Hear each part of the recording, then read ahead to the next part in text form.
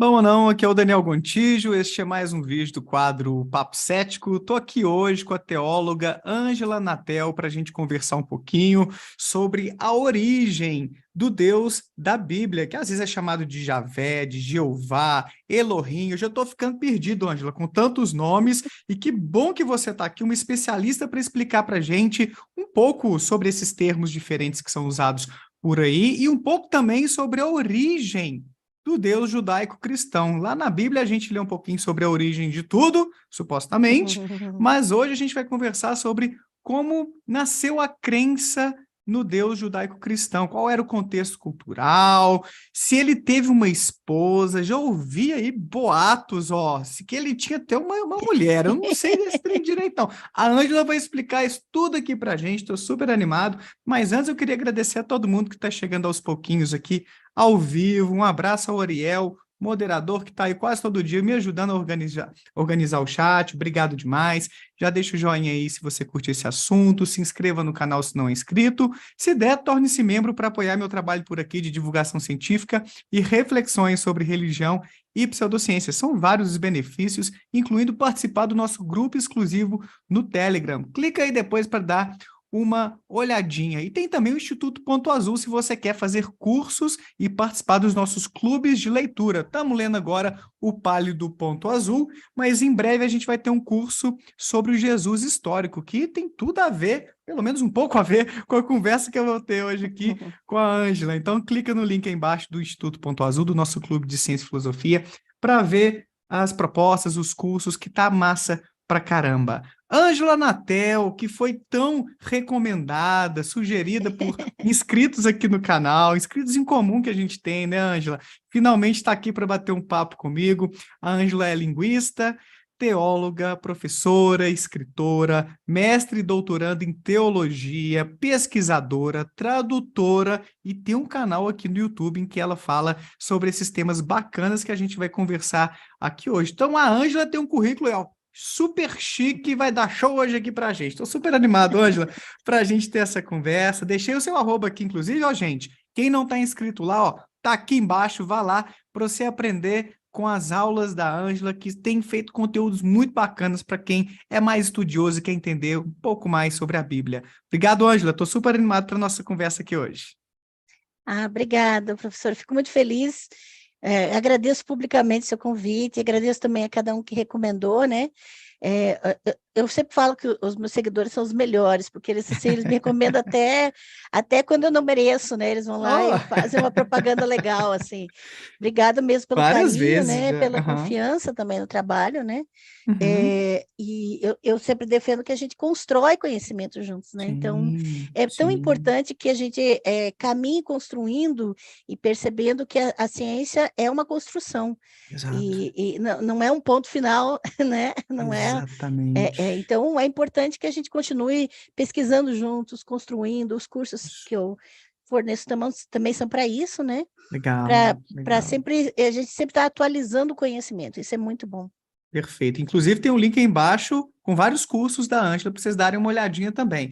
Já, ó, já vou ler o primeiro superchat. A gente mal começou a live. O Fernando Pereira falou assim: Encontro de milhões. Parabéns por trazer a incrível Ângela na tela. Tá vendo? Você tá cheia de fã, Ângela. Ai, Vamos lá, obrigada. então. Vamos conversar um pouquinho, porque Vamos.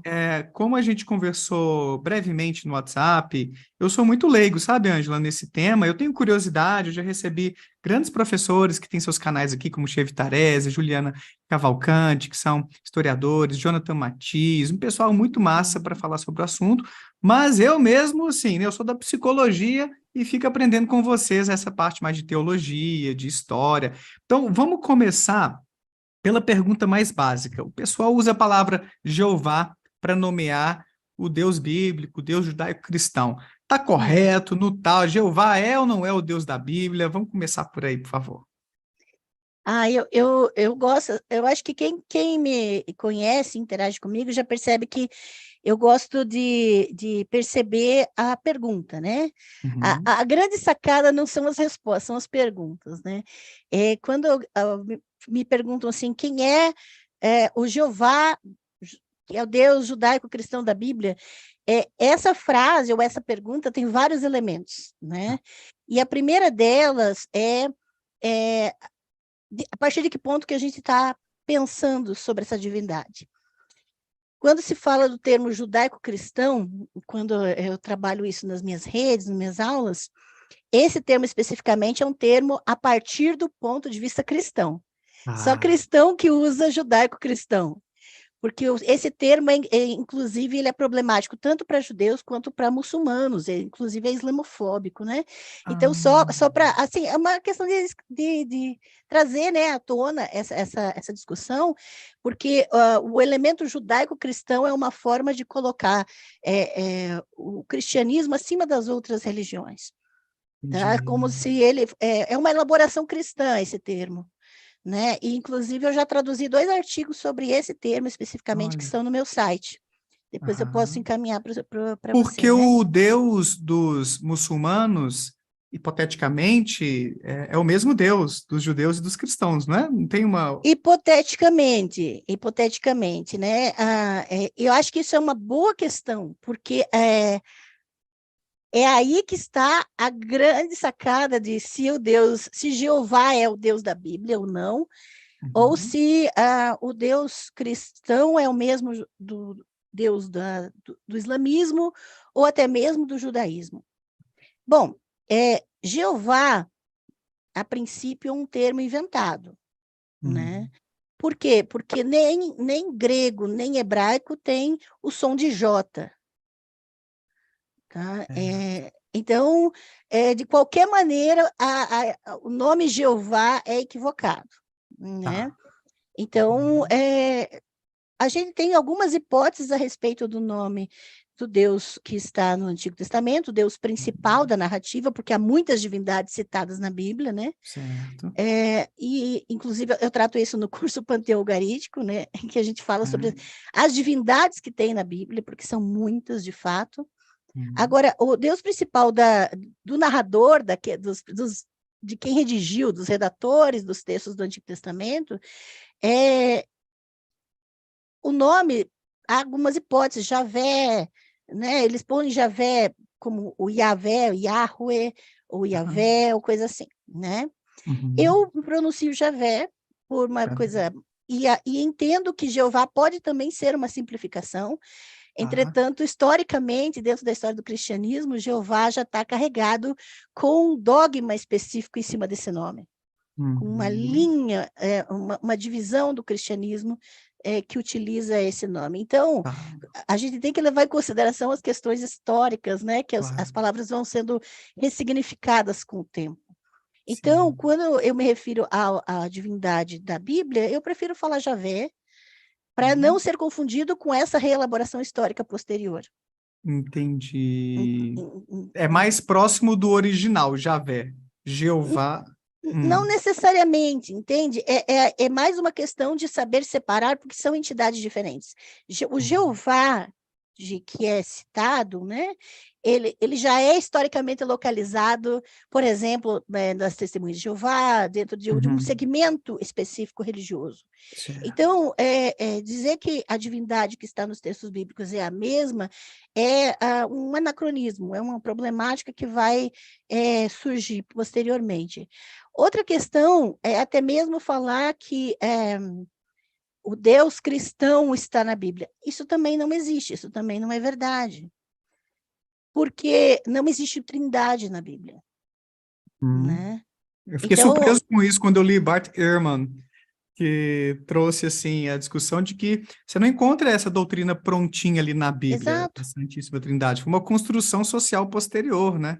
E aí, Dos um cristãos. dogma elaborado na história do cristianismo. Então, o que eu trabalho muito com os meus alunos é isso, é não projetar conceitos posteriores para dentro dos textos, para dentro da mente de redatores que não tinham isso em mente de forma alguma, que nem tinham esse tipo de conhecimento, esse tipo de elaboração. dentro da sua cultura. A gente trabalha os textos bíblicos a Certo. partir das línguas em que eles foram escritos e a partir dos contextos de sua redação, né?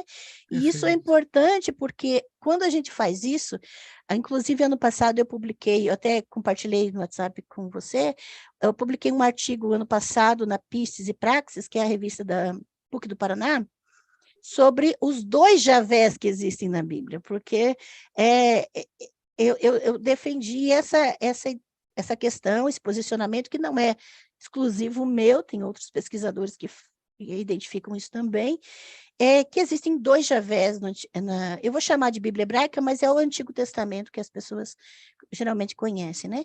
Então, na Bíblia hebraica, você tem dois Javés, não é um só. E quando você faz uma varredura, você vai perceber que alguns textos têm tradições de um Javé mais antigo e outros textos têm tradições de um Javé elaborado já por uma elite sacerdotal pós-exílica posterior e que já está estabelecendo uma centralização de culto. Quando há uma centralização de culto, é outro Javé. O Javé fica com uma descrição imperial. O Javé parece um imperador. Parece Ciro o Grande.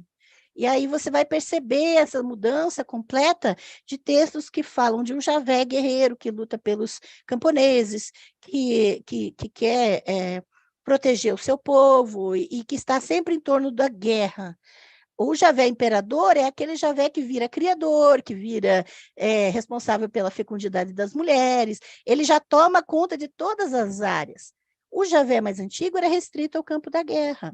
E a gente pode verificar isso não só nos textos bíblicos, mas também em fontes extra-bíblicas, pela historiografia, pela arqueologia, né? Que essa mudança, né? Porque na antiguidade as divindades tinham cada uma sua função, e o Javé mais antigo, ele não tinha problemas de compartilhar culto com outras divindades, entendeu? Porque cada um tinha a sua função, né? E eu estou falando de uma forma, assim, bem simplificada, porque a gente sabe que as divindades são projeções das sociedades, né? Que as cultuam. Então, quando você tem uma sociedade mais igualitária, distribuída em funções, você tem divindades mais igualitárias, distribuídas em funções. Quando você tem um rei ou uma hierarquia mais estabelecida, você vai ter um panteão com uma hierarquia de divindades mais estabelecida. Então, a religião vai ser uma projeção da sociedade, da organização social, né? E é por isso que o Javé vai mudando de caracterização com o tempo, e quando há uma centralização de culto, você vai ter um Javé bem diferente daquele que era cultuado somente no âmbito da guerra. Perfeito. E Javé existe, provavelmente, você vai confirmar aqui a minha intuição, eu acho, antes da composição da Bíblia, até porque os livros foram Sim. escritos não simultaneamente. Isso foi um processo de, não sei se dezenas ou centenas de anos, pelo menos, pensando na Bíblia hebraica, não sei se milhares, depois você conta pra gente, de forma que muitas daquelas ideias já deviam existir por meios orais, enfim. Então, conta um pouquinho para a gente desse início da formação da Bíblia hebraica e de onde veio esse Javé. Ele era cultuado, então, antes de existir o Pentateuco, a Bíblia hebraica, ele era cultuado ao lado de outras divindades, e depois que essa ideia de um só Deus foi sendo formada. Conta um pouquinho desses primórdios para a gente, Ângela. Claro. Eu amo essa parte, né? Se eu me empolgar, você me para. Aí, Vamos com tudo. bom, é importante a gente trabalhar a noção da questão da escrita, né? Porque quando a gente fala de redação dos textos bíblicos, a gente está falando de século 8 antes da Era Comum para frente. Por quê? Porque antes do século 8 antes da Era Comum, nós não tínhamos textos literários em hebraico ou paleohebraico, né? O que é isso? Isso significa que a língua escrita era usada mais para questões práticas da vida, fazer listas. Eu tenho aqui uma réplica do calendário de Gezer, por exemplo, que é um calendário do século X, antes da Era Comum, e ele está em paleo-hebraico, e isso aqui é século X. Então, tinha escrita né, em paleo-hebraico, século X antes da Era Comum. Mas isso aqui não é um texto literário, isso é um calendário. Legal. Basicamente, resumindo a ideia, né, está escrito tal mês vai se plantar isso, tal mês vai se plantar isso, né? A tradução Interessante. é fácil de encontrar. Então, a escrita hebraica existia na antiguidade. A grande questão é que só a partir do século VIII antes da Era Comum, ou seja, 2 séculos depois desse calendário, é que começaram -se a escrever textos literários, histórias, narrativas, elaborações, né? Até mesmo legislações mais complexas, né? Então, o que você vai ter de escrita, até tem um bom livro chamado Como a Bíblia se tornou um livro, do Schneewind, é um ótimo livro. Esse livro eu vou sortear para os meus alunos daqui a uns tempos, então fiquem espertos. Ó, que legal. É um livro muito bom, porque ele vai dar toda essa história de escrita, da história da escrita relacionada à redação dos textos bíblicos, né? Hum. E isso nos ajuda a ter uma noção dessas questões. Então, Vou deixar o link desse livro aqui embaixo para quem estiver assistindo no futuro já poder muito bom, muito acessar, bom. comprar. É legal. Ah, ótimo, professor. Então, só que por que eu mostrei esse calendário? Esse calendário aqui, o escriba do calendário, ele assinou o calendário, tá? Isso aqui é século X. E o escriba, eu coloco as colinhas aqui atrás, porque é muita informação aqui, atrás tem toda a tradução, as datações. Eu sou péssima em nomes e datas, então eu tenho que colocar as minhas questões aqui. Aqui, a escrita desse calendário, o escriba é Abia. E o que significa esse nome em hebraico? Iá é meu pai. Iá é a forma abreviada de Javé, em hebraico. Então, isso aqui é século X, antes da Era Comum. Não há textos bíblicos antes do século VIII, antes da Era Comum. Então, você tem aqui um adorador de Javé, do século X, que fez um calendário, e essa aqui é uma das mais antigos registros do nome de Javé, né, que está dentro do nome do escriba que fez esse Que calendário. legal. É um nome teofórico que a gente chama, ou seja, um nome que possui o nome de uma divindade dentro do nome dele, né? Que legal. Isso Então, significa, então, que já estavam cultuando Javé antes da Bíblia ser escrita. sim, com certeza. E assim, e não restrito também a Canaã ou a região da Palestina. Isso é muito importante a gente perceber também que, por exemplo, nos cursos que eu leciono exatamente a origem de Javé.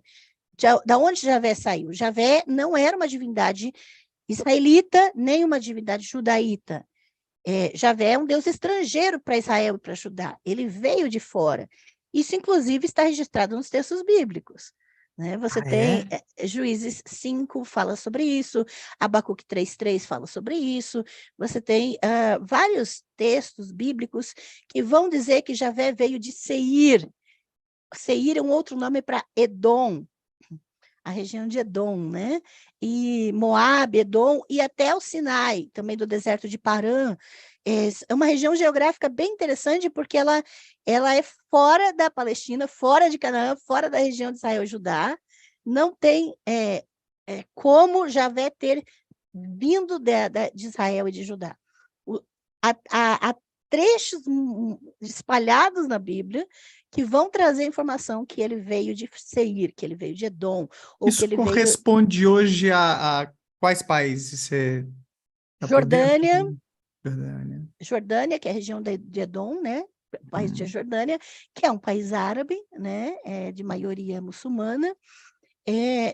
Tem o deserto do Sinai, fica onde o Parã fica, e Moabe, né? Então você tem Irã, tem região da Jordânia, né? E tem achados arqueológicos que comprovam que Javé passou por lá, né? Que Javé tem rastros dele E quem fora da região. acreditava nele nessa época podia talvez cultuar outras divindades também, ou eles já acreditavam que era o único Deus? não podia, só existia essa realidade polilátrica. Não existia monolatria nem monoteísmo. O monoteísmo é século II antes da Era Comum, né?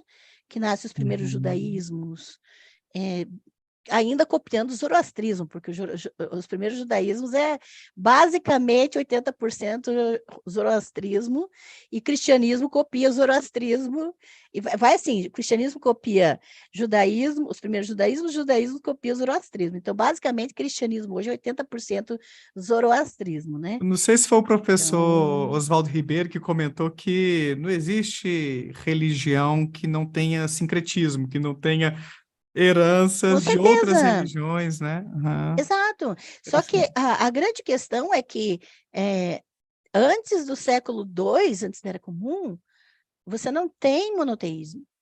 Não existe monoteísmo. O próprio reino de Judá não era monoteísta no pós-exílio, de forma alguma. Então, toda vez que você encontra resquícios da adoração a Javé, você encontra resquícios da adoração a outras divindades.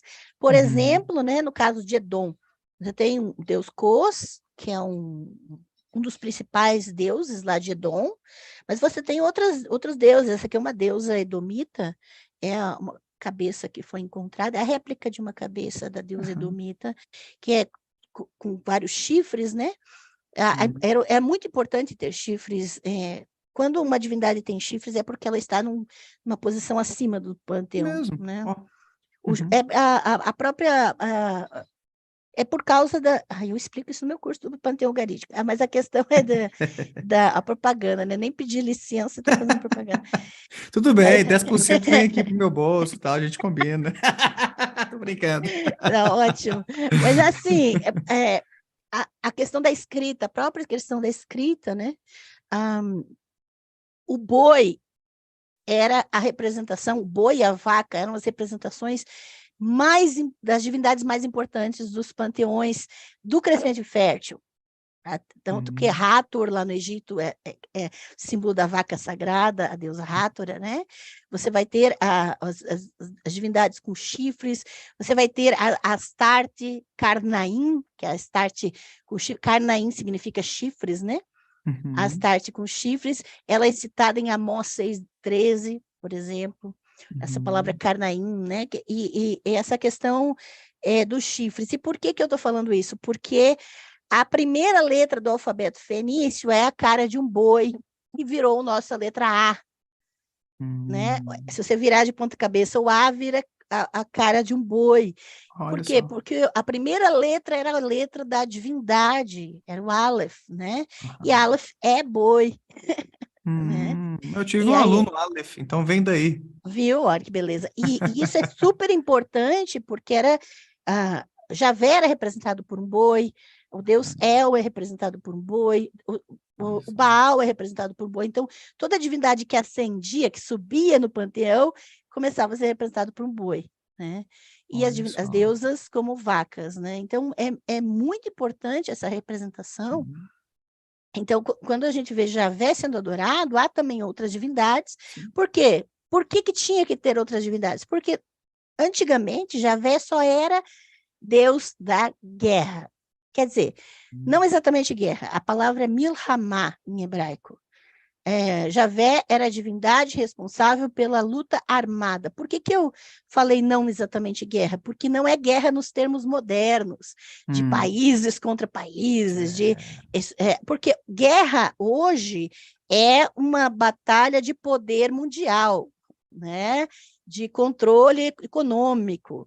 Não, na antiguidade, milhamá não é guerra de controle econômico, não, é luta armada para proteção da terra, para a conquista do alimento, né? Proteção da família, da vida.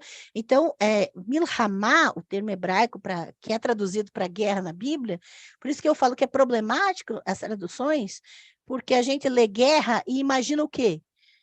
Coloca muitas vezes o nosso conceito moderno de guerra para dentro de um texto que tem uma outra ideia do que é milhamá, é a luta armada de defesa dos camponeses, né, de defesa das lavouras, das colheitas.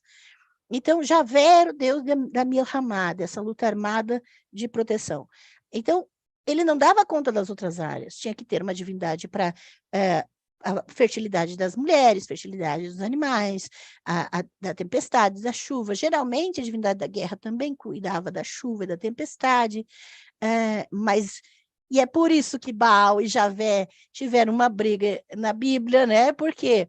Porque Baal era uma divindade da guerra e da tempestade, no contexto de Ugarite, né, da cidade de Ugarite. Então, eu tenho uma réplica aqui da imagem de Baal. Essa aqui foi encontrada em Ugarite. Ugarite é a atual Síria, no norte de Canaã, né, da Palestina. Então, Baal era a divindade da guerra e da tempestade. Então, quando Javé vem para Canaã, já tem uma divindade da guerra lá. Então, quem chegou depois foi Javé, não foi Baal, entendeu? Baal já era o dono da casa. Eita, E aí, aí um rosnou para o outro ali e agora? basicamente. Mas eles, assim, Javé, ele se torna uma divindade importante no norte de Canaã, em Israel Norte, o Reino do Norte, que nasce primeiro, antes de Judá, sul, né? Historicamente, a gente já não existe mais essa ideia de um povo de 12 tribos, aquela coisa não existe, né? É apenas uma elaboração sacerdotal mesmo, pós-exílica, mas a gente vai percebendo Javé dividindo o culto e ficando restrito à guerra, né? Eu tenho um curso sobre Saul, um curso que se chama Saul e o Usurpador Davi. Nesse curso, sobre os livros de Samuel, eu vou mostrar exatamente como Saul, ele era a personificação do Javé guerreiro. Ele é exatamente a representação do Javé antigo, né? que é da batalha, tanto que Saul não é nem ele não é chamado nem de rei, ele é chamado agora fugiu a palavra. Nagid, se não me engano, ele é um chefe. Ele é chamado de ele é um líder militar, Saul, né? E Davi, não, a partir de toda a mitologia da dinastia davídica que vai ser criada, elaborada, principalmente na época de Josias, porque Josias, como um rei de Judá, ele precisa legitimar o trono dele e vai, né? Essa criação do mito da dinastia davídica legitima Josias e toda a expansão territorial que ele precisa. E né, aí a partir dessa mitologia que surge o outro Javé, um Javé que só aprova o rei. Então, agora o rei é que vai ser a representação desse Javé e só o rei fala em nome desse Javé.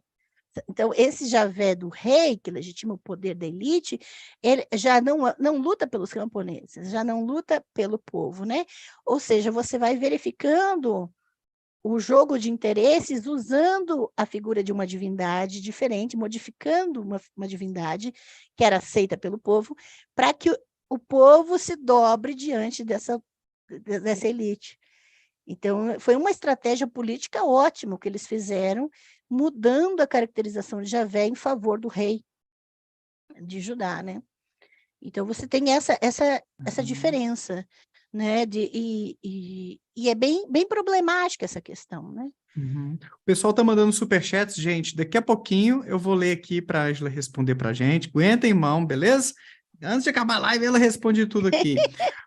Ângela, então muito interessante isso que você está trazendo para a gente, porque trazer esse contexto histórico, cultural, teológico para entender, lança luz sobre coisas que muitos de nós, leigos, nem pensávamos em que existiam, e traz a divindade cultuada pelos cristãos, que é Javé, como mais uma divindade que existia lá atrás. A princípio, não?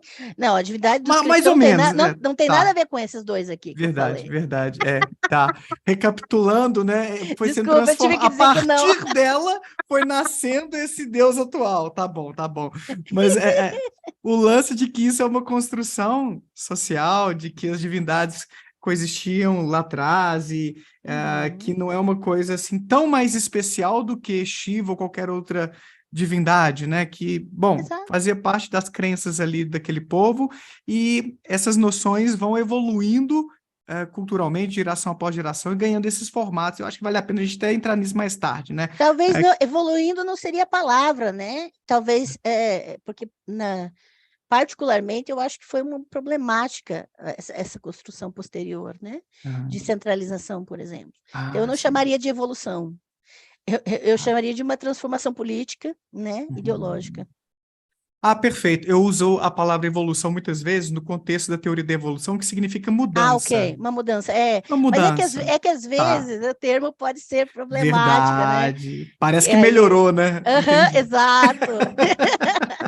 Não melhorou. Boa. Tá bem. Agora, a questão que mais me intrigou, quando eu passei o olho em alguns conteúdos seus e vi que você participou do canal do Antônio recentemente, né? Inclusive, a gente já estava trocando umas Fiz ideias. 2 lives com ele, né? Legal, legal. Que Yahvé, Javé, enfim, essa divindade teria tido uma esposa. Isso aí é Uhum. fofoca ou tem bases arqueológicas, enfim, teológicas para isso? Como é que é essa história, Não, Ângela? claro que a gente gosta de uma fofoca, né? Mas nesse caso é uma fofoca com fundamento. O importante da fofoca é quando você vai atrás e vê a fonte. Sempre que você ouvir uma fofoca, vá atrás da fonte. Hashtag fica a dica. E foi o que eu fiz, porque assim, quando eu comecei a estudar sobre Javé, sobre as divindades, eu comecei a perceber que havia uma problemática também nos próprios textos bíblicos. Quando a gente lê o Antigo Testamento, a Bíblia hebraica, em hebraico, né, 40 vezes existe a palavra Asherá na Bíblia hebraica. 40 vezes. Não é uma coisa pouca. Isso sem contar as menções indiretas e outras questões, que aí é outro papo, né? Mas tem 40 vezes o nome Asherá na Bíblia hebraica. E Asherá é o nome de uma deusa do panteão ugarítico, né? No panteão ugarite, lembra que fica na atual Síria. O panteão ugarítico influenciou a religiosidade de toda Canaã, Palestina, até o Egito, tanto é que até tem vídeos de leitura da semana, toda quinta tem leitura da semana no meu canal. Eu fiz uma série de vídeos lendo um livro sobre o panteão egípcio, que cita 3 divindades lá de Ugarit, que fazem parte do panteão egípcio, mas que são divindades sírias. Como é que eles desceram lá para o Egito, né? Então, você vê que o panteão ugarítico influenciou toda a religiosidade de Canaã. E em Ugarit, eu preciso começar por isso, existe o deus principal, que é o deus El. Essa é uma réplica de um machado arqueológico feito em bronze com folhas de ouro, né? E o deus El geralmente é representado como um senhor sentado, um senhor idoso sentado, e ele é o deus principal, pai de todos os deuses, El, Deus, chefe do panteão ugarítico. Tá? Então, esse negócio de Daniel, tem El no seu nome, olha só, achou, é ele mesmo, né? Opa! O seu nome é um nome teofórico, tem o nome dessa divindade aqui, agora você Olha sabe quem é. isso. Não é Javé, é El. Finalmente achei uma divindade para poder venerar, cultuar. Pronto. Aqui. Tô brincando. Mas seu nome é teofórico, né? É um nome que tem o nome de Eufórico. uma divindade dentro, que nem Daniel, Legal. Rafael, né? Todos esses El no final é referente a essa divindade aqui. O próprio nome do povo de Israel diz respeito a essa divindade. É El é o mesmo. Deus patrono de Israel.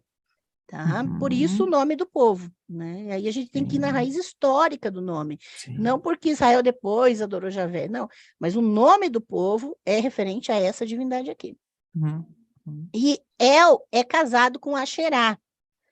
Eu tenho as réplicas todas, porque não é bonequinho, não, é réplica de achado arqueológico. Todas feitas pela artista Paula Turriani, ela faz réplicas, eu mando as imagens dos Que achados, e legal. ela faz, a Uhum. Paula Turriani, né? E essa aqui é uma das centenas de imagens de Asherá que foram encontradas na região de Judá, do reino de Judá. E em toda a época, a história de Judá, você encontra imagens de Asherá. No panteão ugarítico, Asherá é a esposa de El, mãe dos deuses, Você encontra, por exemplo, placas de marfim, né, encontrados em Rachâmara, em que ela é representada cercada de animais, de vegetação, né? E o que acontece? Você vai encontrar, em determinado momento da história, você vai perceber que quando Javé entra na região de Canaã, da Palestina ali, e começa a ser adorado junto com outras divindades, e na medida em que Javé começa a se tornar uma divindade mais proeminente, as pessoas começam a atribuir a Javé características de El. A Certo. ideia de criador é El. Javé não era criador, Javé era responsável pela Olha guerra. isso. El, na mitologia ugarítica, El é criador. El é responsável pela fertilidade das pessoas. El é responsável... Todos esses atributos que lá no pós-exílio vão ser colocados em Javé, El era já na idade do bronze, muito antes. Sim. E aí, El era casado com Asherá. E aí nós percebemos que, por exemplo, em Israel Norte, você vai ter, sim, o culto a Javé e a Asherá. Javé não pega só as características de El. Pega a Javé esposa pega a também. Esposa dele, exatamente. Caraca. E tem evidências disso. Por exemplo, lá em Kuntlet Ashrut, que tem... esse é clássico, né? Fácil de encontrar, vasos com inscrições. Esse aqui é uma réplica de um pedaço de um vaso, em que há uma bênção aqui, em paleohebraico, eu te abençoei por Javé e sua Asherá. E aí você tem uma bênção em nome do casal divino, e você vai encontrar peças. Essa aqui é uma réplica menor, tá? A peça original tem 60 centímetros de altura. Mas essa aqui é uma réplica mais fácil de manusear, né? Porque ela é pequena. É uma réplica encontrada no santuário em nome de Javé e Asherá, em que ambos são adorados nessa peça. Você tem a representação de Asherá entre os animais, entre os leões.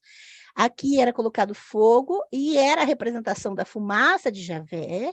Você vai ter a árvore da vida, que também é uma representação de Asherá, e você vai ter o disco solar, que é a representação de Javé. E aí você vai perceber, e esse aqui é inclusive uma estrutura que a gente chama de paralelismo, né?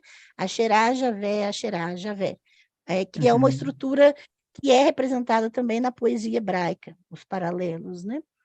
Então, olha só, interessante. Porque, então, no final das contas, vamos lá, se os nossos familiares, amigos, colegas cristãos se incomodarem com essa ideia aí, não, gente, mas, na verdade, o meu Deus não tinha uma esposa Xerá, isso aí era do El. Mas, na verdade, também era do El a ideia de um criador de tudo, exato. todo-poderoso. Então, se você quer voltar às origens desse culto, né, às raízes, você tem que abrir mão também dessa ideia de que Javé criou tudo que existe. Ele era só mais uma divindade dentre tantas outras cultuadas, né? É meio problemático se alguém quiser argumentar assim, né, Ângela? E ainda a ideia de que Javé criou todas as coisas é só uma ideia elaborada muito posteriormente, né? Quando fala de Javé criando, por exemplo, você tem Provérbios 8, que fala que havia uma entidade feminina criando junto com Javé. E é só ler lá.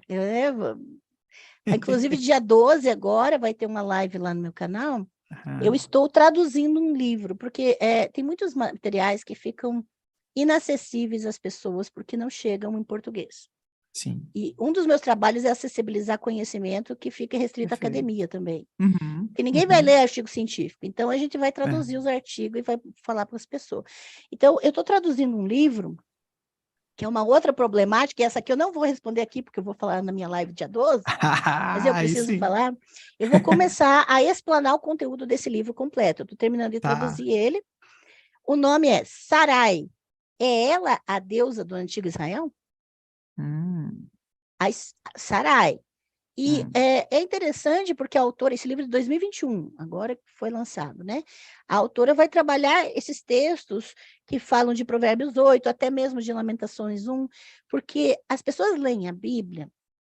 Deixa eu só falar o que é o ponto aqui. Você falou desse negócio, mas meu Deus, não não tem esposa, né? Essa coisa assim que a Aham. pessoa traz automaticamente, a tendência é a pessoa trazer a fé pessoal para questionar, né? É perfeitamente natural isso. A grande questão é a seguinte: os textos que estão na Bíblia, que compõem o que a gente chama de Bíblia hoje, não foram escritos para serem uma Bíblia. Esses textos foram escritos com centenas de anos de diferença, por pessoas diferentes, que não tinham a intenção de juntarem seus textos para se tornar uma Bíblia. É importante que a gente tenha consciência histórica do que aconteceu, de como isso se tornou a Bíblia que as pessoas chamam hoje. E esses textos não foram escritos em português, não, os redatores desses textos não tinham a nossa mentalidade de hoje com os nossos conceitos.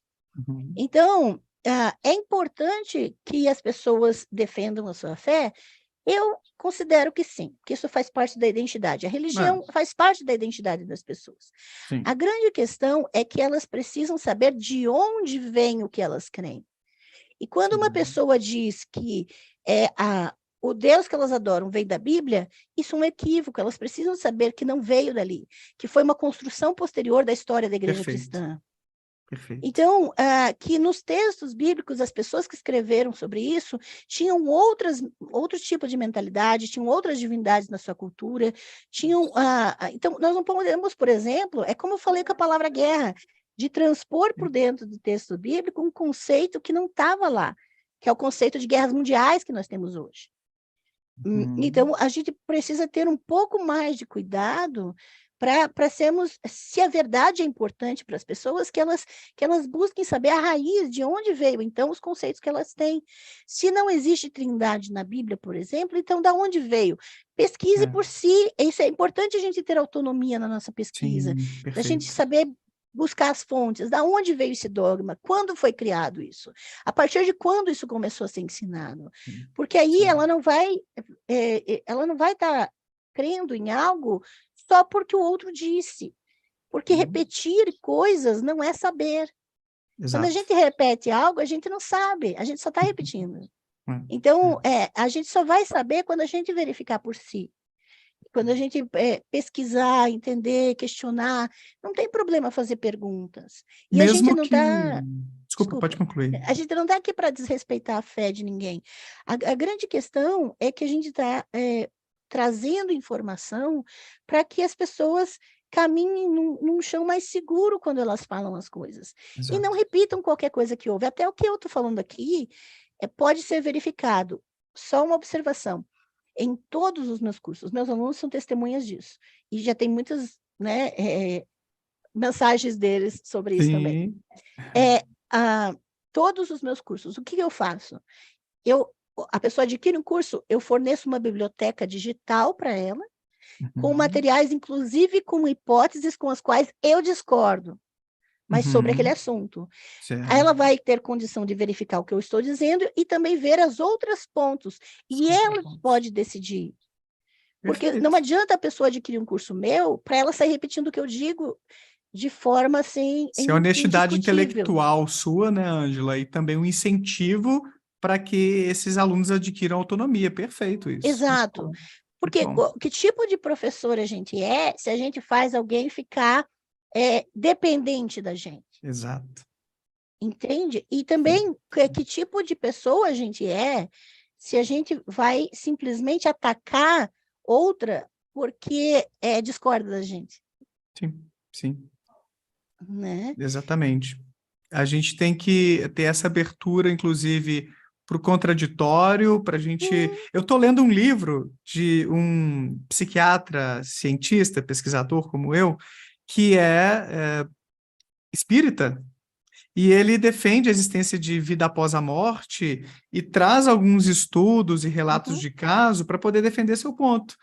Então, eu estou lendo, poxa, eu tenho que ter abertura para ver quem pensa diferente, Exato. vai que eu estou perdendo alguma coisa que eu não sei, até também para poder trocar uma ideia saudável e a gente construir alguma coisa junto. Inclusive, ele virá aqui ao canal neste ano ainda. Aguardem, gente, ó. Legal. Vai ter um bate-papo entre mim e esse pesquisador, que é o Alexander, sobre vida após a morte. Se a ciência está mostrando indícios disso mesmo, como ele defende nesse livro que acabou de sair, ou se essas evidências são muito controversas e fraquinhas, hein? Será que eu vou defender esse ponto? Mas, Ângela, voltando então aqui, eu não sei se você queria concluir, senão eu vou Não, passar acho para que é outro isso. tópico. Tá bem, ótimo. Você estava falando de Asherah, a Isso. esposa de El, do qual várias propriedades foram sendo colocadas ali em Uhum, Javé, e que se transformou naquela divindade que no século II, antes da Era Comum, se tornou ali a única venerada por um povo. Mas isso. como é que houve esse descolamento de Asherá de Yahvé? Assim, eles Uhum. brigaram, divorciaram e tô brincando aqui, mas como foi essa história que ela acabou sendo deixada para trás? Não é nem uma brincadeira, tanto é que eu criei um curso chamado Divórcio de Javé e a Deusa no Éden. Eu tenho esse curso porque Olha isso! o divórcio de Javé e a Deusa no Éden. Basicamente, há evidências suficientes para defender que a narrativa do Jardim do Éden, da serpente, das árvores, aquela coisa toda, é a elaboração sacerdotal do divórcio de Javé para o povo. É uma elaboração exata dessa separação, dessa vilanização do culto à deusa. É, é, é bem interessante, né? Olha isso. Eu sei que é um curso meu, mas né, mas esse curso especificamente, ele é Interessante. resultado da minha pesquisa de doutorado, porque Aham. a minha tristeza é o limite de páginas de uma tese. Então, o que acontece? Como tem um limite de páginas, muita coisa eu não ia poder colocar na tese. Então, eu Certo. transformei em curso. E Uhum. para acessibilizar essa parte também. Então, o curso específico do divórcio de Javé e Deusa no Éden é parte da minha pesquisa para o doutorado, que eu não vou poder dissecar na tese por falta de espaço. Mas, Olha isso. assim... A ideia é que, então, deixa eu ver se eu entendi bem. Uhum. Quem escreveu Gênesis estava retratando ali uma ideia em que eles acreditavam sobre o divórcio de Yahvé com Asherá, mas de uma maneira, com uma linguagem, não sei se poética, como é que a gente chama isso aí? Não, uma linguagem que o povo entenderia, com Tá. símbolos bem específicos, né? Tanto que no Uhum. curso eu vou dissecar o que a serpente em pé significava na antiguidade, nos registros, o que uma serpente deitada significava nos registros. Na narrativa você tem a maldição sobre a serpente de que ela vai rastejar, isso é importantíssimo, porque vai mudar a iconografia da serpente em pé para a serpente deitada, com símbolos e significados bem específicos no antigo sudoeste asiático. E aí você vai perceber também a questão das árvores, né? A árvore da vida, a árvore era a representação de Asherá, tanto que você tem inúmeras, a palavra Elá, né? Ou Elat, né? Significa deusa, né? E é o nome, é a tradução para carvalho. Então, deusa é o carvalho, ou o terebinto também, né? Que se você vê em hebraico é a palavra deusa. Então, você tem o culto em torno dos carvalhos, das narrativas, das tradições de Abraão, né, em torno dos carvalhos, Jacó, em torno dos carvalhos. Aquilo eram cultos em torno de Asherá, especificamente, a marca árvore. Por que se menciona o carvalho ali em determinada cena? Por que você vai citar uma árvore numa cena, num texto bíblico? Você tem uma importância. Os lugares altos eram os lugares onde ficavam essas pedras, essas árvores, né? E aí o que acontece? Você vai ter toda uma tradição, e o povo tinha na mente, quando se falava de pedras, de árvores, pedras levantadas, levantou-se pedras. Aí você já tem o clique que aquilo ali é um santuário. Você já tem. Então, você tem linguagem específica com o sentido que o povo conhece, né? E, inclusive, você vai ter as narrativas de guerra, as narrativas da própria Arca da Aliança, né, em 1 Samuel 4.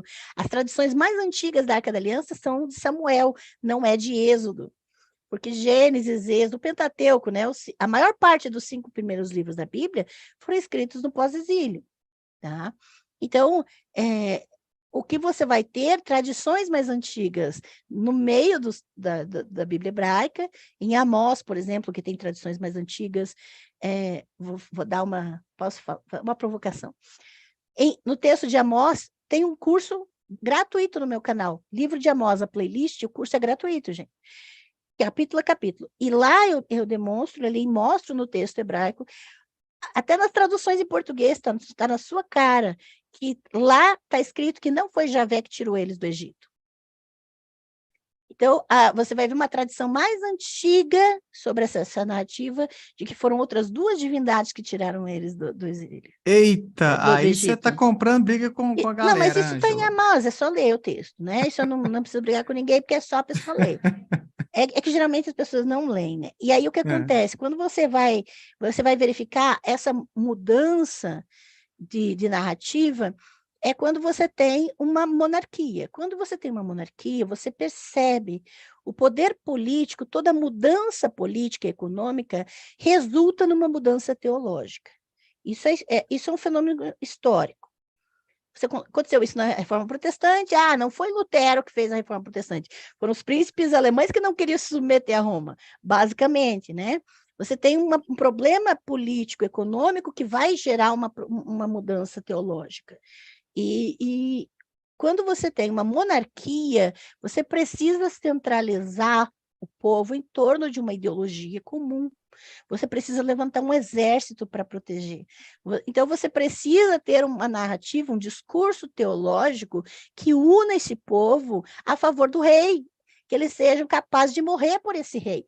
Mas se eles não acreditarem que o rei é o filho de Deus, porque essa expressão filho de Deus é referente a reis ou imperadores, né? Porque eles são Eram basicamente ungidos, né, também. isso. A estátua da divindade era o rei, o imperador, né? E aí o que acontece? Se eles não acreditarem nisso, como é que eles vão morrer por ele na guerra? Né? Então você tem que ter uma teologia que acompanhe a mudança política e econômica. Quando os judaítas, a elite judaíta, porque não foi o povo todo que foi para o exílio, isso também já tem teses bem evidenciadas, né? Quando a elite judaíta volta do exílio, no pós-exílio, como é que eles vão tomar o poder? Se você tem um povo que ficou 70 anos adorando seus deuses, todos felizes porque a elite foi embora, você não tem mais ninguém massacrando eles, você tem um governadorzinho ali colocado pela Pérsia, pela Babilônia só para manter a ordem, mas você não tem uma estrutura, né, de opressão, necessariamente. Então, o povo está ali adorando suas divindades. Quando a elite volta sob domínio persa, financiados pela Pérsia, porque agora você tem uma economia por trás dessa elite, que é a Pérsia, que é um império, agora essa elite vem com Javé com a cara do imperador. Um Javé que domina sobre todos. Um Javé que pegou a Babilônia na sua mão e usou a Babilônia para nos corrigir, mas nós estamos aqui de volta. E você vai ter toda essa narrativa, Isaías, você vai ter toda essa narrativa ali, né? E é interessante que a imagem de Javé muda disso aqui, que isso aqui é século 8 antes da Era Comum, ou seja, Javé muda de uma cara bovina, lembra da bênção por Javé e sua Xerá? Javé sai de uma cara bovina e fica com a cara do imperador persa, nessa moeda do século IV antes da Era Comum. Olha isso. E aqui tem as letras do nome de Javé em cima dele. Isso aqui é Javé no século IV. E aí são flechas? Só porque eu não estou entendendo. É uma penas, é penugem. Tá. E ele é como um imperador. E isso aqui é uma moeda é uma moeda da província de Yehud, que agora é domínio persa, né? É Judá, no pós-exílio. Então você vê que o Javé era adorado junto com outras divindades, que tinha cara de boi, que era adorado como um deus acima dos outros deuses, mas junto com os outros deuses.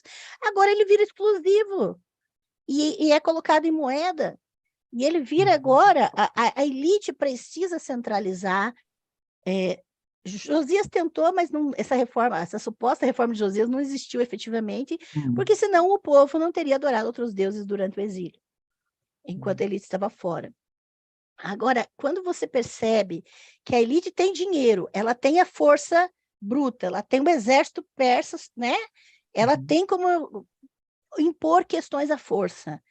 Mas o que eles precisam? Eles precisam de dinheiro, eles precisam de controle, eles precisam não exatamente de dinheiro, mas do controle econômico do povo. Eles precisam controlar o povo economicamente. Então, o que eles fazem? Eles precisam centralizar o culto. Então, os grandes templos da antiguidade eram as casas bancárias. O dinheiro da antiguidade ia para os templos. Os templos eram as agências bancárias, eram as casas da moeda da antiguidade. Então, quando você tem um templo e você diz só nesse templo em Jerusalém você tem que adorar, então todo o dinheiro do povo vem para cá só. E aí o povo não vem até o templo, porque nem todos têm condição, mas é recolhido o dinheiro para vir para o templo de Javé agora.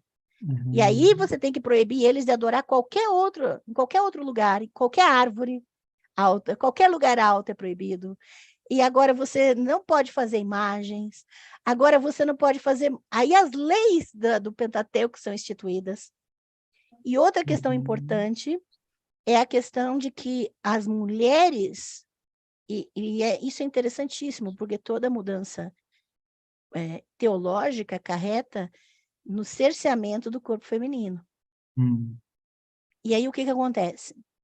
As mulheres no pós-exílio são ditas que são impuras desde que nascem. Elas são mais impuras que os homens no nascimento, tanto que você vê na legislação de Deuteronômio, de Levítico, ela nasceu, tem que pagar mais por ela, porque ela é mais impura. Ela menstruou, ela está impura, então tem que pagar de novo para o templo.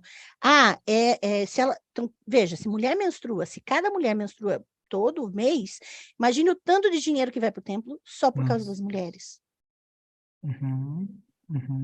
E é curioso porque quando você fala sobre esse controle econômico e esse discurso, essa narrativa que parece justificar isso, de que só existe um Deus e, poxa, vocês estão aí venerando coisa que não existe, vem para cá, parece então haver esse interesse econômico por trás.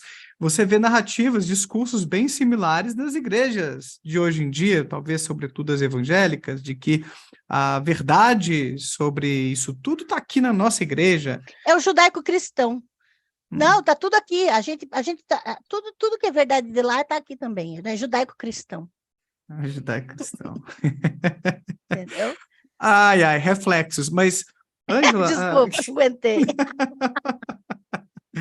Muito interessante. E aí, assim, fazendo já um gancho, vindo um pouquinho mais para frente, passando ali umas páginas, umas 632 páginas, sei lá, a gente chega no Novo Testamento. Eu queria que você comentasse.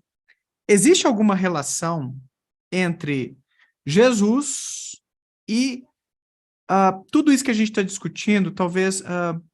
porque muitas vezes eu ouço cristãos tentando fazer um vínculo do Antigo Testamento, de passagens. Isaías contém lá, isso era uma previsão de que Jesus viria, e aí há toda uma divisão, inclusive no século I, sobre a natureza de Jesus, se Jesus foi enviado por Javé, pelo único Deus, se Jesus era o próprio Deus encarnado aqui, carne e osso, e a ideia da Santíssima Trindade, que você já mencionou brevemente, tudo, enfim.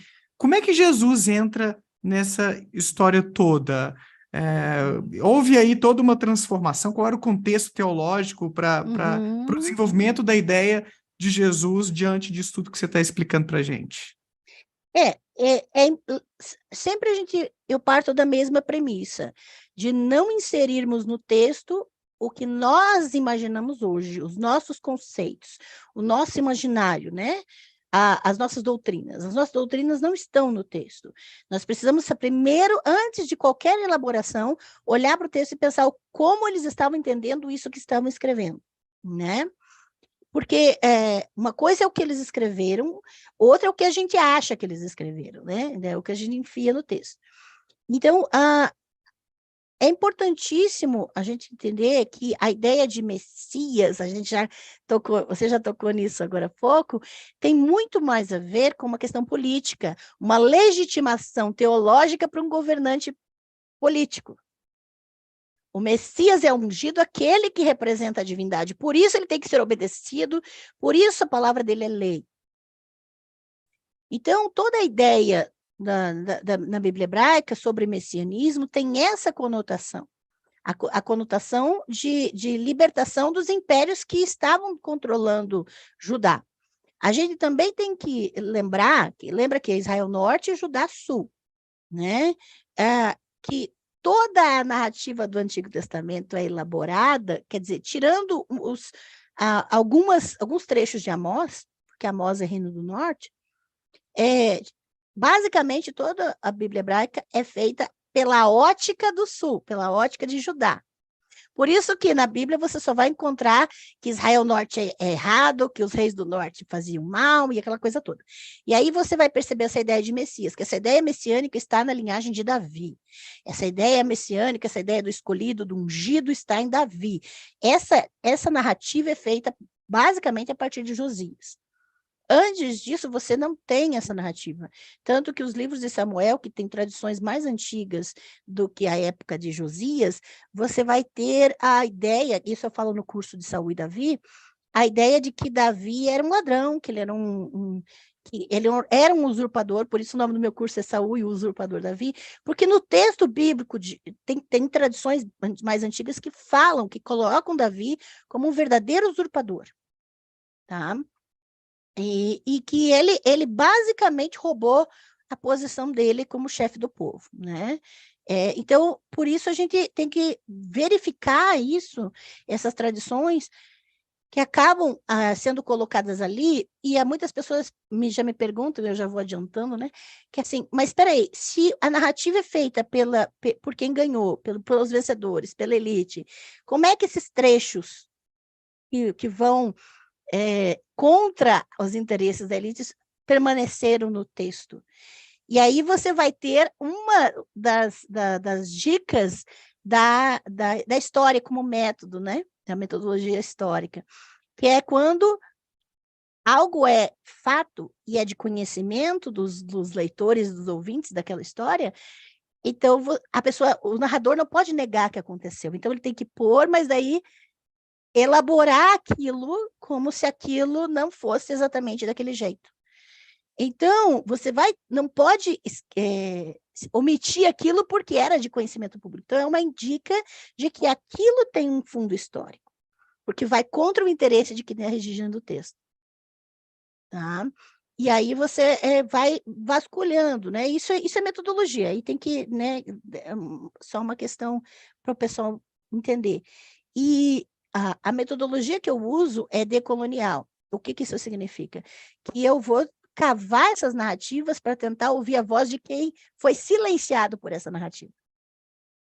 Entende? Interessante. Uhum. Isso é importante, porque o livro de Jó é um texto muito importante nisso, eu também tenho um curso sobre Jó, que a gente trabalha capítulo a capítulo e verifica também essas vozes que são silenciadas, mas que tentam emergir contra o que a elite está impondo, que são as leis de pureza e impureza do tempo.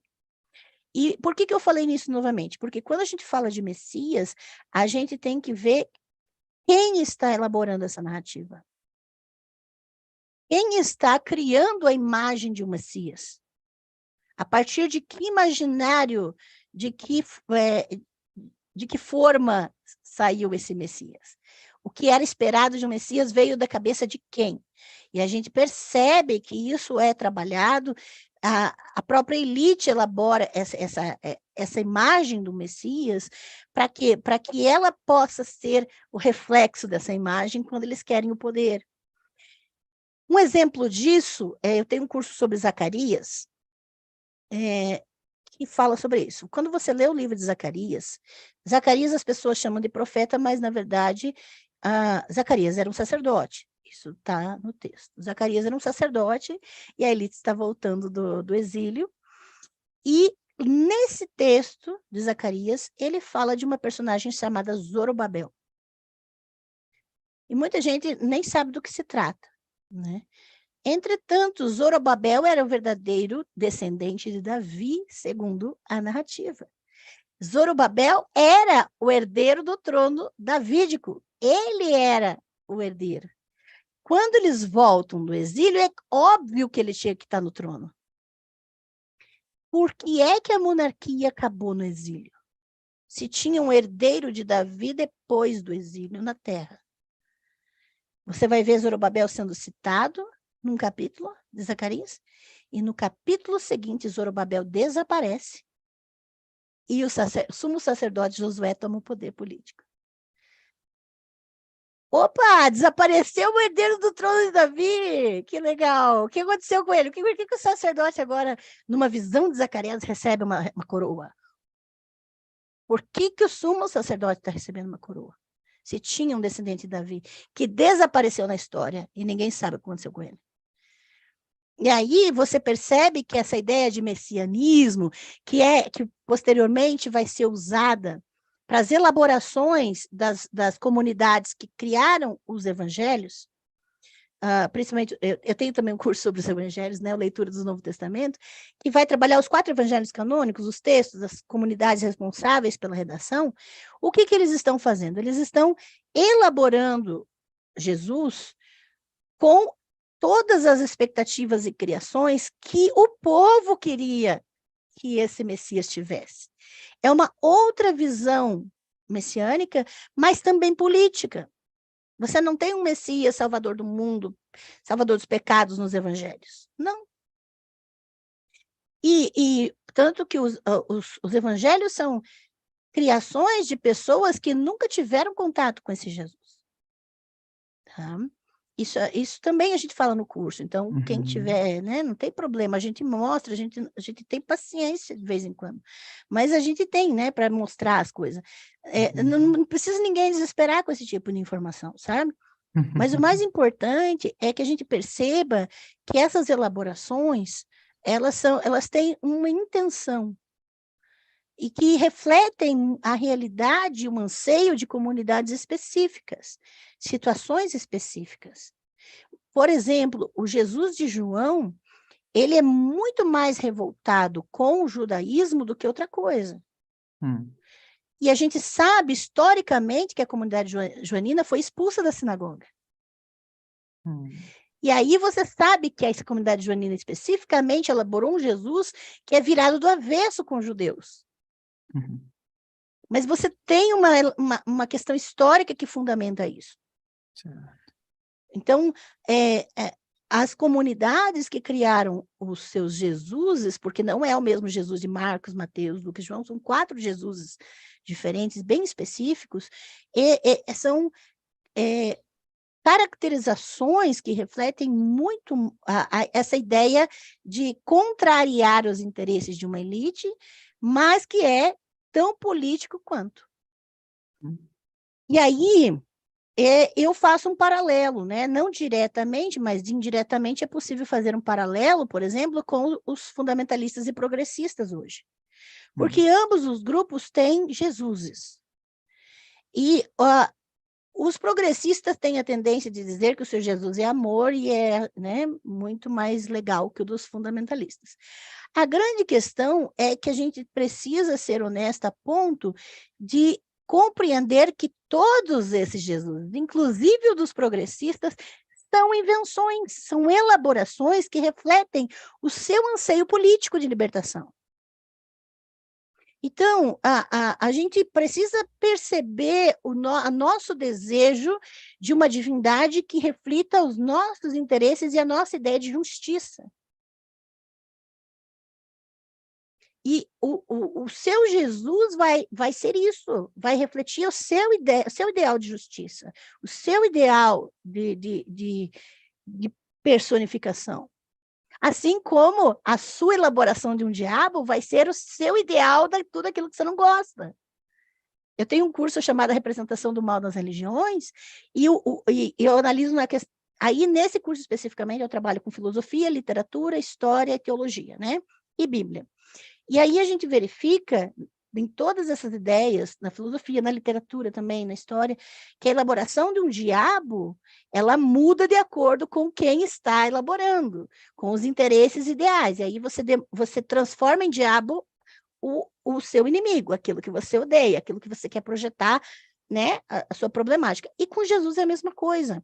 Então, você vai ver progressistas concorrendo a eleições políticas defendendo um Jesus bonzinho que ama todo mundo, porque eles querem seu voto. Porque E se que você não gosta... querem a gente armado.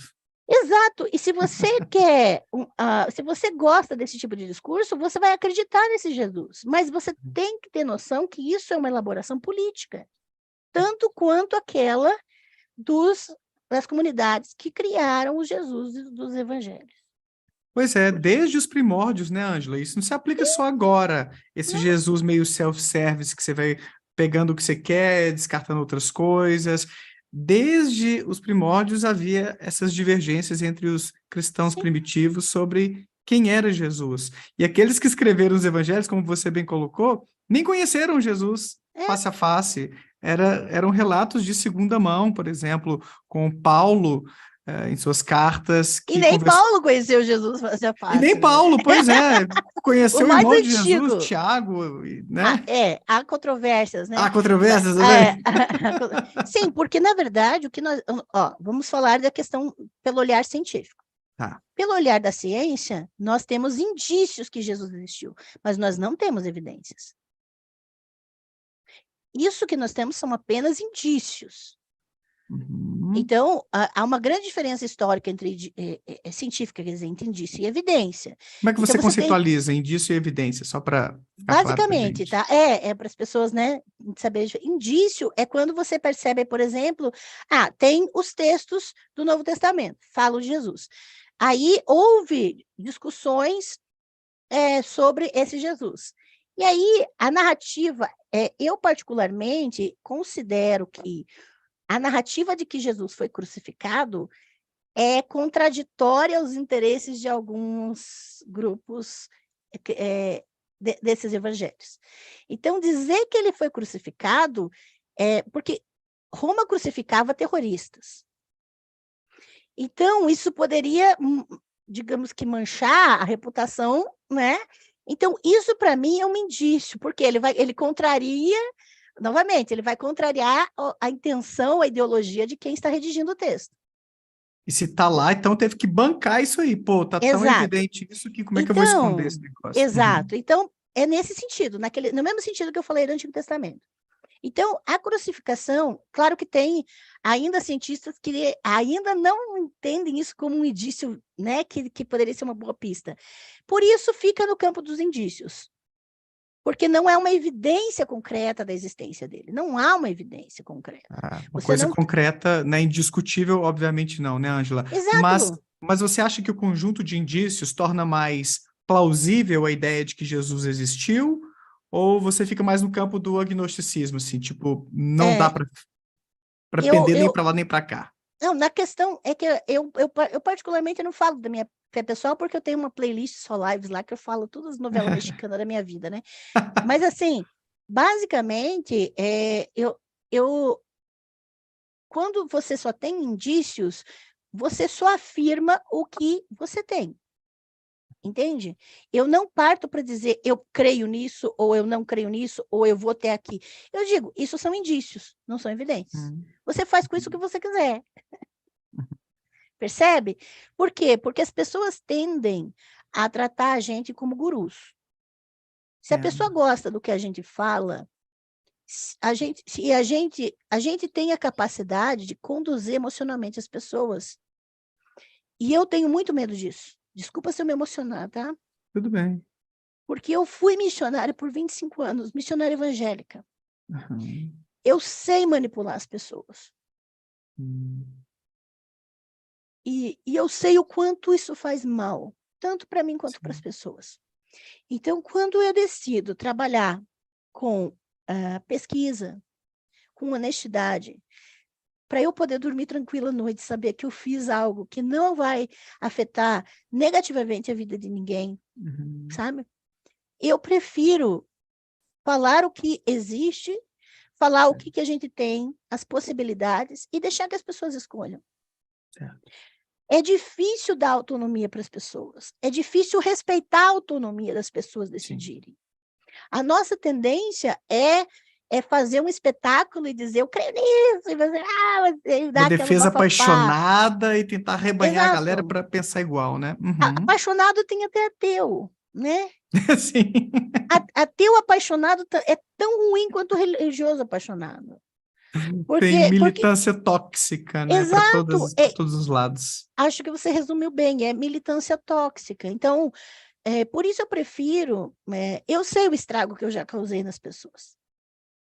E hoje, eu brinco, eu e meu amigo Wellington Barbosa, que ele também foi missionário, e hoje a gente trabalha com pesquisadores, a gente trabalha juntos, tem muitas lives minhas com ele lá no meu canal, a gente brinca que a gente está no Ministério da Reparação.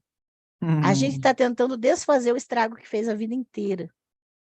Então, a gente sabe o quanto as pessoas buscam messias, buscam salvadores, buscam figuras. O movimento, os messianismos é um fenômeno estudado, né, na fenomenologia da religião, os messianismos, os movimentos messiânicos, isso tem na história inteira, não tem só Jesus disso, né?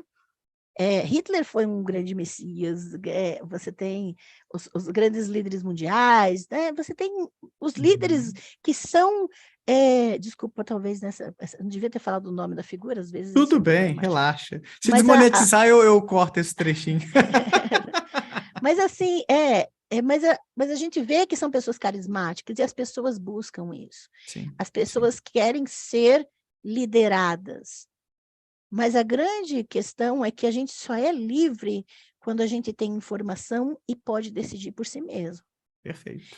Quem não tem informação não é verdadeiramente livre, porque não tem autonomia para escolher.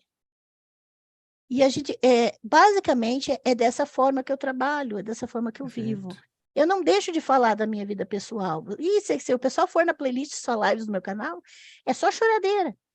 Mas a gente, acho que a gente precisa, pelo menos eu particularmente, sinto que eu preciso, eu devo isso às pessoas, de tratá-las com respeito a ponto de deixá-las escolher. Sim, sim. Muito bom, adorei essa reflexão sua, eu assino embaixo, eu tenho esse esforço também aqui no canal, ainda que, vídeo ou outra, às vezes eu me empolgo um pouquinho, o pessoal me acha militante demais. Mas é interessante isso, Acontece. porque o pessoal às vezes confunde o meu canal com como se fosse tendo a proposta de acabar com as religiões e tudo, e não é a minha ideia. Inclusive, eu tenho muitos seguidores religiosos, tem gente dos meus cursos que são religiosos, e a gente está aí para respeitar as diferenças e conviver bem com essas diferenças, né, Ângela? Exato. Eu acho que é perigoso, quando eu falo da militância tóxica, quando a gente começa a encarar aquele que pensa diferente como um inimigo que tem que ser derrotado a todo custo. É aquela demonização que você falou lá atrás. Então, que as pessoas tenham essa ponderação, esse equilíbrio para conviver bem, para ter tolerância, para, né, trazer em seus canais, inclusive, pessoas que pensam diferente. Eu recebi um contato hoje de eu não sei se a palavra é mestre, da Quimbanda, que assistiu a live que eu fiz antes de ontem, com um ex-quimbandeiro que trouxe sua visão crítica, sua trajetória lá dentro, e ele falou, eu quero fazer um contraponto, Daniel, você falou que tem um espaço aberto, né, a gente vai tentar marcar uma live em breve aí, para trazer esse contraponto, uma visão diferente de quem está lá dentro da religião. Então é muito bom encontrar pessoas como você, Ângela, que trazem essa perspectiva cética, ponderada e de honestidade intelectual, que a gente se inspira em pessoas como você, porque é muito bonita essa postura. E ó, já fica aqui o convite para você voltar, porque tem um quadro aqui no canal que é o Testemunho Cético, para a gente entender um pouco A das novela. histórias, a parte da novela, da Eu vida sabia que você ia pessoal. querer saber da novela. Se você se sentir à vontade, vem aqui, a gente combina mais para Claro. frente um pouquinho, para você contar a sua história mais pessoal na religião e a sua saída da religião, que eu acho que vai ser muito bacana também. Acho Ângela, a que é gente está chegando importante, né? aqui no finalzinho da nossa pauta, e eu queria ler os superchats. O pessoal mandou algumas perguntinhas, pode ser? Sim, só posso falar uma Claro. coisinha só? Sim, sim. É que você falou dos seus convidados. Eu fiz uma live com um grande amigo meu, assim, a gente se considera irmão, com o pai Aham, Dermes de Xangô. aham. Ele é pai de santo, né? É um grande Legal. amigo, Aham. e tem uma live dele lá na playlist Só Lives no meu canal. Então, a gente conversa sobre a intraduzibilidade do sagrado. Então, é muito legal essa questão de como a gente trabalha com a língua e como a língua não consegue traduzir exatamente os conceitos que são considerados Interessante. sagrados na visão das pessoas, né? E é Ah, que muito legal. legal porque a gente aprende, a gente expande quando conversa com pessoas de diferentes contextos, né? Muito bom, Ah, exatamente, exato. Ó, eu vou ler aqui então alguns superchats que chegaram, pessoal. Deixa eu ver aqui, os moderadores já mandaram todos? Acho que sim. Márcio Rosa, obrigado pela contribuição. Não teve pergunta, mas ele mandou aqui R$ 5, brigadão. O Fernando eu já tinha lido. O Ed Carlos Martins falou assim: posso fazer o curso morando nos Estados Unidos? Foi lá no início, eu tinha falado dos meus cursos, aí você falou dos seus, né? Eu acredito que dá para fazer. Tem gente que às vezes tem dificuldade em vista de cartão, essas coisas, mas mandando uma mensagem no nosso WhatsApp, a gente dá um jeitinho lá de incluir manualmente tudo. E a Ângela já balançou a cabeça dizendo que sim, que dá para fazer quem é do exterior sim, seus cursos também, né? quem não mora no Brasil tem o pagamento via PayPal. Aí, pronto, fica fácil. Legal. O Romão BR falou assim: essa de Yahvé ser representado como boi tem alguma ligação com o culto ao touro de ouro do Êxodo? Então, Pois é. vamos só localizar. Tá. É muito legal que as pessoas fazem a relação porque lembram da imagem da história, né? Aham, aham. Agora, qual é a primeira coisa que a gente tem que se perguntar? Em que época, mais ou menos, o texto foi escrito? Primeira coisa. Hum, O texto de Êxodo é, na maior parte, pós-exílico. E como que eu sei que o texto do bezerro de ouro, o trecho do bezerro de ouro é pós-exílico? Porque ele condena a adoração da imagem. Essa condenação é pós-exílica. A centralização do culto é pós-exílica. Então, quando você localiza o texto, você já percebe que o que eles estão fazendo é exatamente desconectando a imagem de Javé da imagem do touro. Eles já estão fazendo isso para quê? Para tirar toda essa influência do panteão ugarítico. olha. Eles estão separando Javé de tudo isso. Primeiro você tem um movimento chamado monolatria, ou seja, centraliza o culto. Então, tá, você acredita que existem outros deuses? Tudo bem. Aí o que é o mandamento de Êxodo? Não terás outros deuses diante de mim. Isso não é monoteísmo, isso é monolatria. Por quê? Porque você admite a existência de outros deuses, mas você exige a adoração a um só. Esse é o primeiro movimento. O não terás outros deuses é um movimento monolátrico, não monoteísta. Ah, E aí, posteriormente, você diz, só existe Javé. Aí a gente termina com aquilo que a gente começou lá. E por que é que a gente não pode dizer que o mesmo Deus cristão é o Deus islâmico ou é o Deus judeu? Não só por causa da trindade, claro, essa questão é exclusiva cristã mesmo, né? Mas porque você está silenciando grupos e culturas inteiras quando você projeta no outro o que é seu. Isso é o que eu chamo de espiritualidade narcisista, né? Ou seja, não! Que os progressistas fazem muito isso, né? Observação. Não, olha lá, é o mesmo Deus, a gente pode ser tudo, viver junto, né? Caminhar junto, é a mesma divindade. O que ele está fazendo? Ele está anulando toda uma identidade cultural, todo um grupo que é diferente. Ele não aceita o diferente, ele só aceita o outro porque ele projeta no outro a si mesmo, o próprio Deus. Então, qual é o problema em dizer que não é o mesmo Deus, mas não tem problema a gente conviver? Percebe que o problema é o diferente? Se é sim, diferente, não intolerância, aceita. exato. É tão Exato. intolerante quanto dizer que tem que matar. Porque você está matando uma identidade. Perfeito. Percebe? Perfeito. Então, Muito bom. e foi o que o pós-exílio eles fizeram. Eles separaram a imagem do boi, que era a imagem de Javé, do próprio Javé. Para dizer, não, Javé agora é igual o imperador. Aí mudou a máscara. Para usar a metáfora. O Y-Wolf falou assim: precisa apresentar a Ângela para o Carlos Ruas. Imagina quanto quadrinho não iria aparecer no Boteco dos Deuses. Você conhece, né, Ângela? O Carlos Ruas. Eu tenho um Luciraldo assinado, meu amigo. Ah, olha isso. Eu tenho um Luciraldo autografado. A gente se encontrou na Bienal de Brasília. Oh, eu Só encontrei que ele ele na não conhece meu Bienal daqui de trabalho, São né? Paulo. Ele não conhece meu trabalho, Não de vai conhecer, eu fato. vou mandar a live nossa É, hoje para ele, que eu tenho o zap dele aqui. mas ele assinou meu Luciraldo, gente. Que chique. Ah, legal. O iWolf também falou assim: se lessem, não entrariam em redes sociais. Ah, eu acho que ele estava falando aqui quando você comentou que as pessoas não leem a Bíblia. Eu acho que ele fez esse comentário. E o verdadeiro Rafa, antes dele, que o Augusto César mandou um hype aí, obrigado pelo super stick. E agora, finalmente, o último super chat, que é do verdadeiro Rafa Salles. Falou assim: boa noite a todos.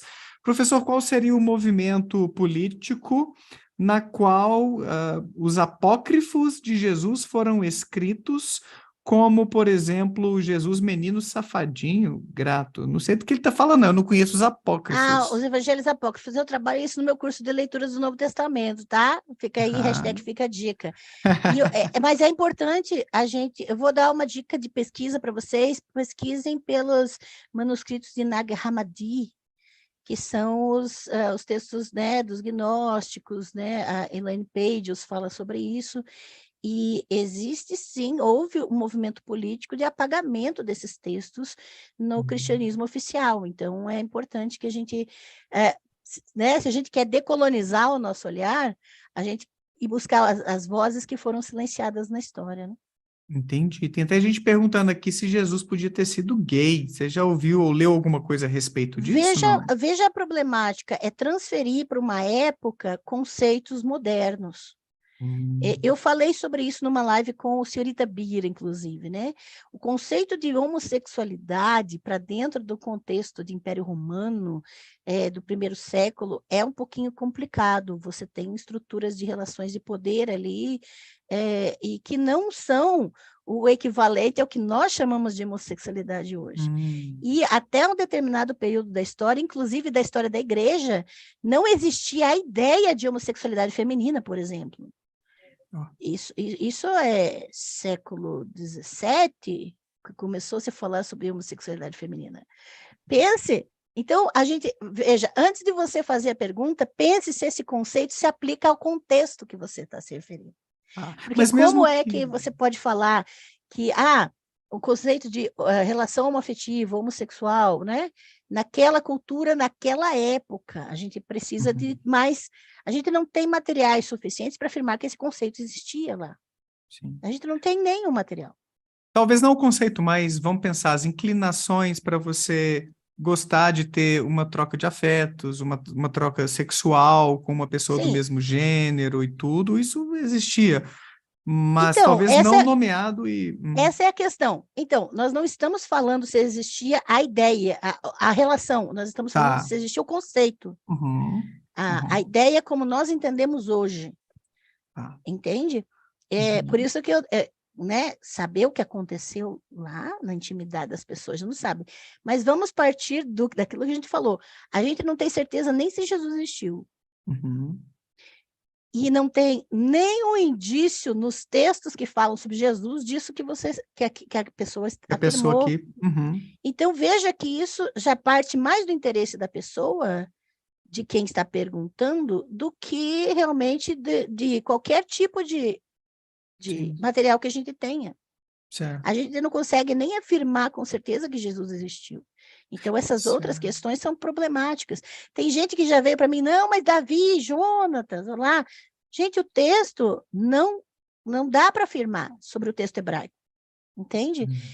Ruth e Noemi, o pessoal gosta de enfiar no texto as suas projeções, as suas vontades, as suas ideias, seus conceitos, suas ideologias para dentro, mas a gente tem que, para interpretar um texto, a gente precisa ler trabalhando a mentalidade de quem redigiu esse texto. Sim. E, principalmente, o hebraico moderno não é o hebraico antigo. Os conceitos do hebraico moderno não estão na Bíblia, mesmo que você faça hebraico moderno. Então, é outra realidade, idade do bronze, idade do ferro, são outros sentidos para essas palavras. Então, por isso que eu sou linguista também, eu fiz letras, fiz 3 anos de hebraico, antigo e mais grego, então a gente precisa começar a localizar as nossas questões. Certo.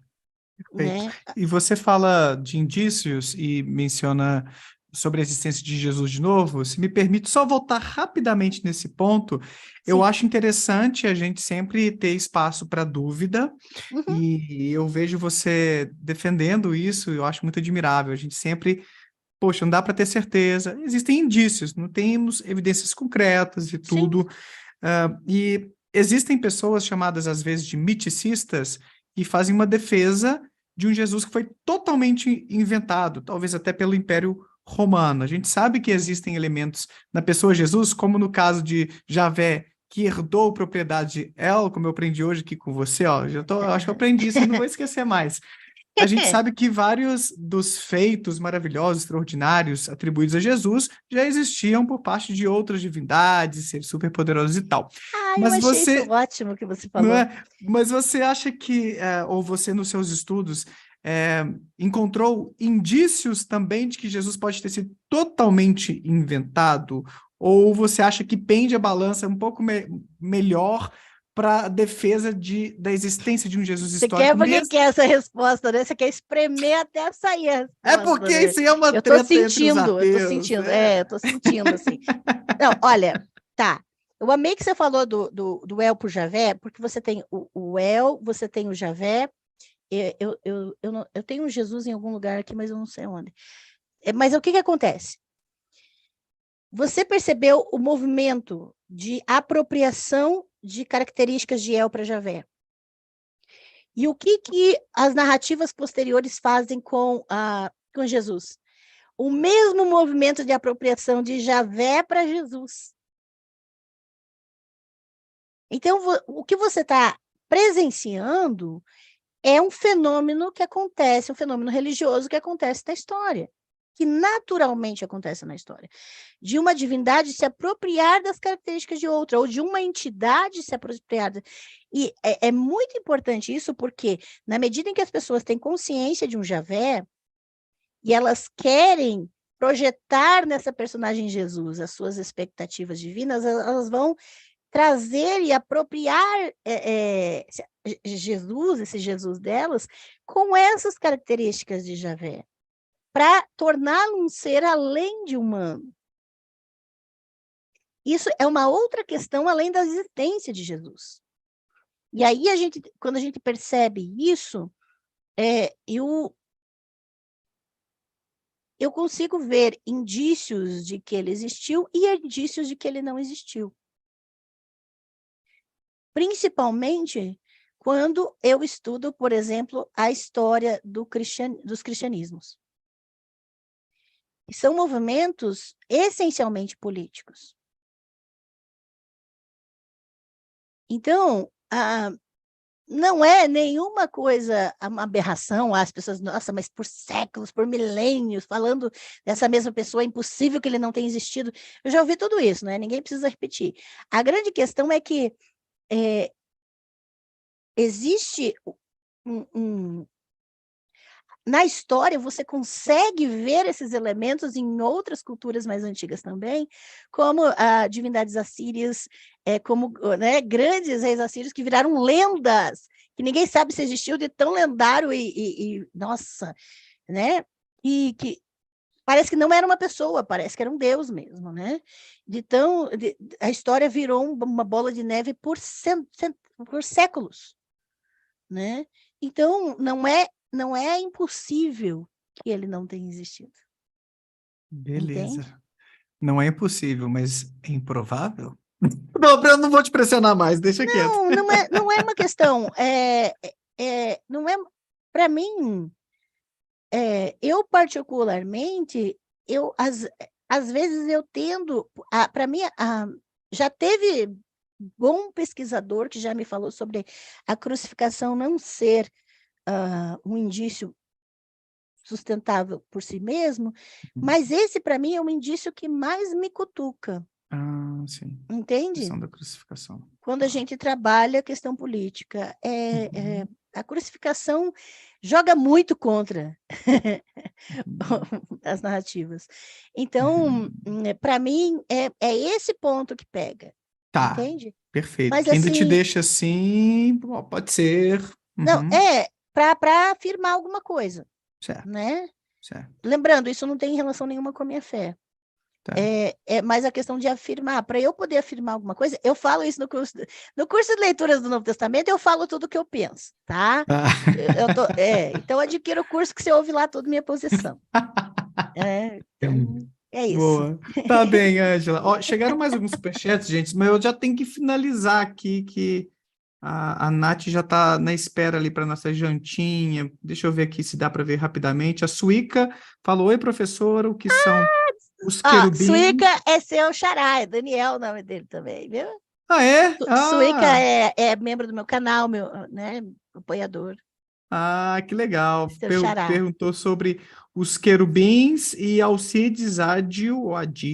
Falou, Frei Beto e Leonardo Boff são defensores progressistas da teoria da libertação, não foram candidatos. Não sei por que que o Alcides mencionou isso aqui. Mas você quer mencionar brevemente o que são Uhum. querubins, só para a gente finalizar? E, gente, não mandem mais Sim. superchats, que eu realmente tenho que fechar a live por agora. Não, os querubim, né? Porque querubim já é uma palavra plural em hebraico, então eu geralmente não falo querubins, porque o in já é o plural masculino no hebraico.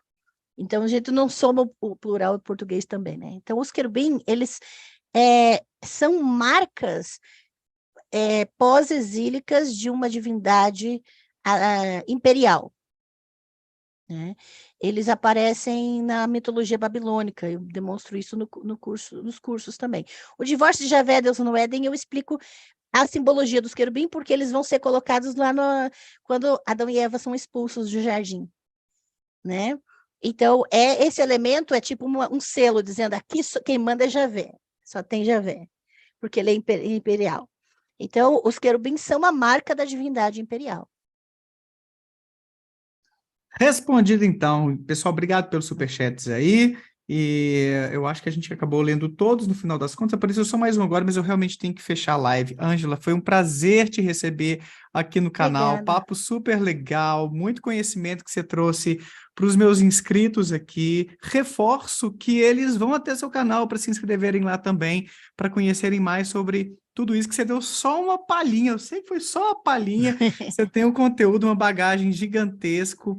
E gostaria, né? Já fica o pré-convite, depois, se der tudo certo, se você achar uma boa ideia, a gente Sim. combina de você voltar, mas aí para contar um pouquinho mais da sua trajetória como cristã e hoje como ex-cristã, enfim, para contar como é que foi esse seu percurso religioso e o que, que aconteceu para você abandonar o barco. O pessoal vai amar, tenho Uhum. certeza. Então, mais uma vez, obrigado. Se quiser falar palavras finais aí, fica à vontade. Muito obrigada. Obrigada pelo convite, Daniel. Obrigada pelo carinho e por me ajudar a ficar à vontade, assim, né? Eu geralmente fico muito tensa com quem eu não conheço, né, pessoalmente. Agradeço de coração e só para avisar para todo mundo que eu não sou influencer, eu sou professora. Então, por isso que eu divulgo os meus cursos, né? Porque é disso que eu vivo. Eu sou professora desde os 15 anos. Eu falei para o Daniel, né? Eu fiz o antigo magistério, então eu sou professora mesmo.